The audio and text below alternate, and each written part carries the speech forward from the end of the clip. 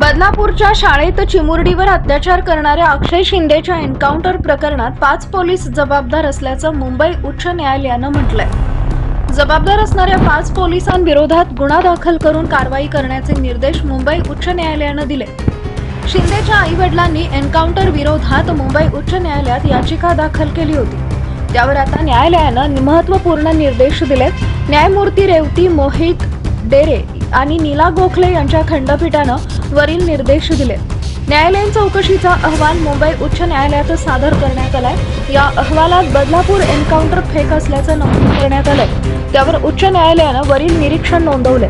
चौकशी अहवालात बंदुकीवर अक्षयचे फिंगरप्रिंट्स आढळले नाही असं फॉरेन्सिक अहवालात म्हटलेलं आहे। शिंदेला दुसऱ्या प्रकरणात तळोजा कारागृहातून ताब्यात घेतल्यानंतर दुसऱ्या तुरुंगात नेत असताना वाटेत एन्काउंटरमध्ये त्याचा मृत्यू झाला होता।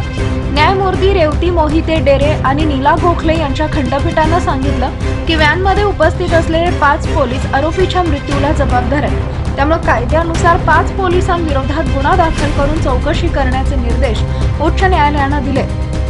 न्यायालयानं सरकारी वकील हितेन वेणेगावकर यांना या प्रकरणाचा तपास कोणती तपास यंत्रणा करेल हे 2 आठवड्यात खंडपीठाला सांगण्यास सांगितलं। आत्मसंरक्षणासाठी गोळीबार केल्याचा दावा संशयास्पद आहे। तसेच बंदुकीवर शिंदेच्या बोटाचे ठसे नाहीत असं देखील या अहवालात म्हटलंय।